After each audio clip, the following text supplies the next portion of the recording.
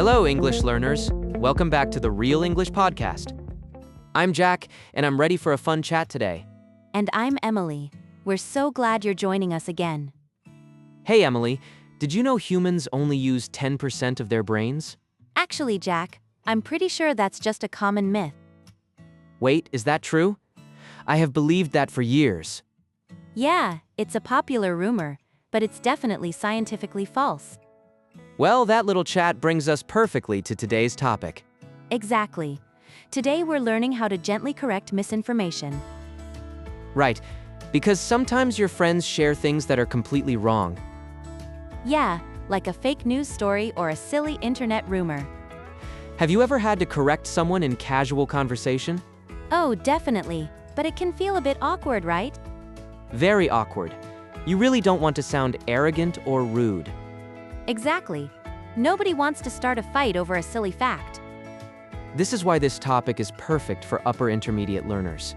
Right, because handling sensitive social situations gracefully is a key skill. Yeah, you need specific phrases to politely debunk those myths. And you want to soften your words so you stay friendly? So, what kind of words are we going to learn today? Let's find out. It's time to jump straight into the vocabulary preview. Before we jump into today's dialogue, let's look at 3 useful words. Misconception. This is a really common word today. What does it mean? It's a belief or idea that is simply wrong. Right. It usually comes from faulty information. Exactly, like the myth about using 10% of our brains. That's a classic misconception. Have you ever believed a popular misconception, Emily? Oh, definitely. I used to think bats were completely blind. Really? I used to believe that too. Yeah, it turns out that's totally false. They can see just fine. So, we use this word to politely show an idea is wrong. That brings us to our second word. Diplomatic. You usually hear this word in politics, right? Yeah, but we use it in everyday conversation too. What does it mean in that context? It means being careful not to upset people. I see. So, a diplomatic person chooses their words very nicely. Exactly. If someone shares a false fact, you don't just yell at them. Right? Because that would just start a huge argument. Instead, you give a diplomatic response. You correct them gently. I like that approach. It keeps the relationship strong. Me too. Let's move to our final word. Debunk? This is such a fun word to say. What does it mean? When you debunk something, you prove that it's not true. Oh, I see.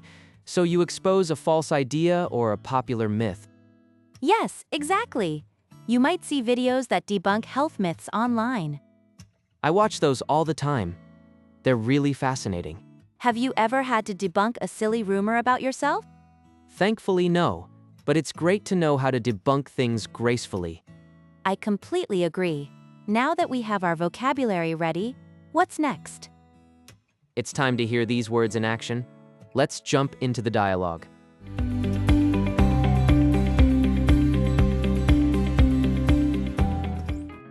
Ouch!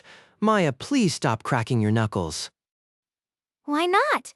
It feels so good after typing all day. You'll get arthritis later in life.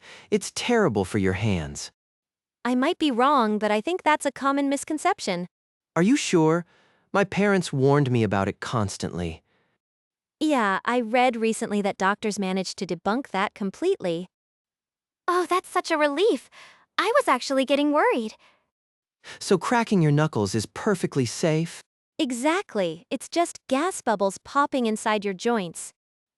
Well, my mom was always so confident about the arthritis thing. I want to be diplomatic here, but she was definitely mistaken. That's so funny. What else do we get wrong? Yeah, are there any other big myths out there right now? Well, another one is that goldfish have a 3-second memory. Wait, is that actually false too? Yes, scientists found they can remember things for several months. Wow, I feel pretty silly right now. Don't worry, Tom. We all fall for these things sometimes.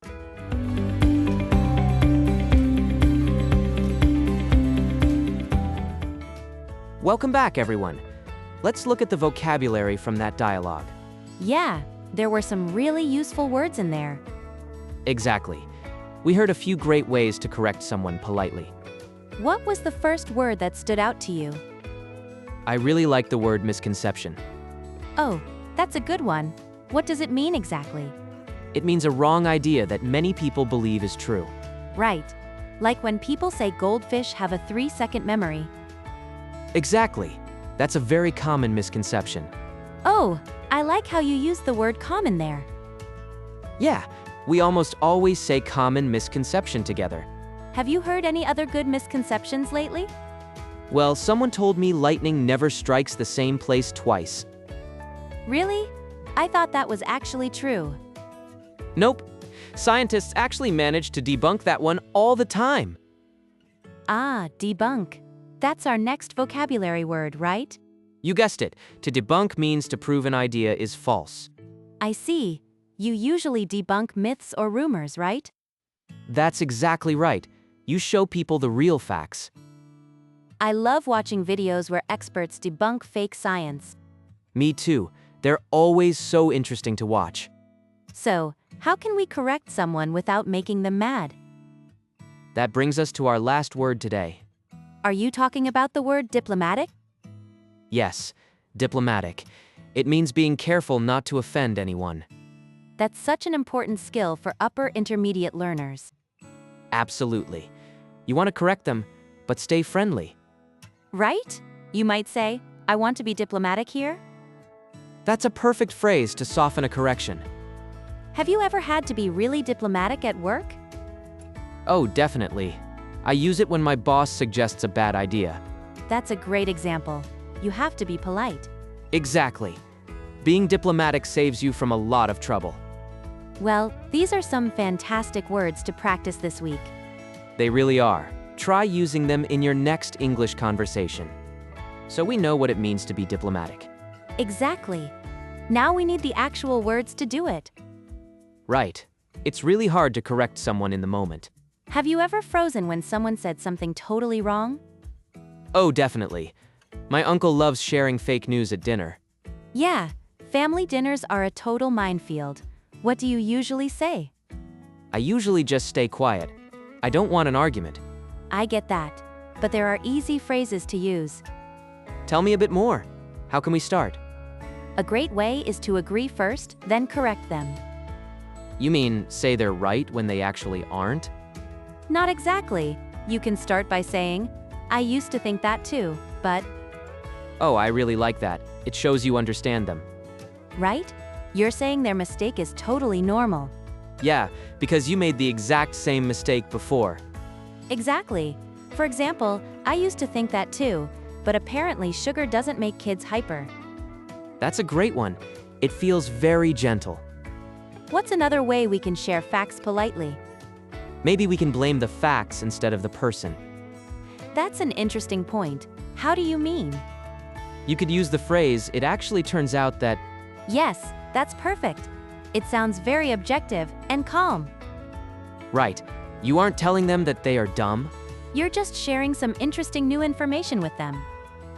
Have you used that specific phrase in conversation recently? I think so. A friend told me bats are blind. Oh yeah, that's a really classic animal myth. Yeah, I just said, it actually turns out that bats have great vision. See? That's so smooth. There are no hurt feelings. Exactly. But what if you aren't totally sure yourself? Good question. You want to stay humble, right? Yeah, you don't want to sound too arrogant. You can start with, from what I understand. Oh, I see. That's a very polite way. It is, from what I understand, the meeting was moved to Tuesday. I see.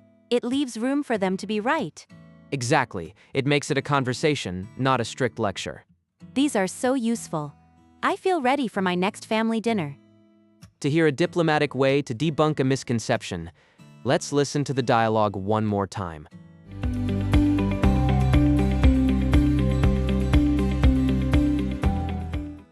Ouch. Maya, please stop cracking your knuckles. Why not? It feels so good after typing all day. You'll get arthritis later in life. It's terrible for your hands. I might be wrong, but I think that's a common misconception. Are you sure? My parents warned me about it constantly. Yeah, I read recently that doctors managed to debunk that completely. Oh, that's such a relief. I was actually getting worried. So cracking your knuckles is perfectly safe? Exactly. It's just gas bubbles popping inside your joints. Well, my mom was always so confident about the arthritis thing. I want to be diplomatic here, but she was definitely mistaken. That's so funny. What else do we get wrong? Yeah, are there any other big myths out there right now? Well, another one is that goldfish have a 3-second memory. Wait, is that actually false too? Yes, scientists found they can remember things for several months. Wow, I feel pretty silly right now. Don't worry, Tom. We all fall for these things sometimes.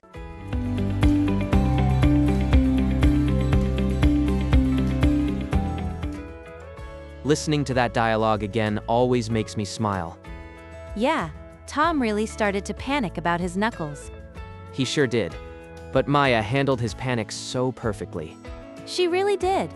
She used great phrases to correct him softly. Right, she didn't just tell him he was totally wrong.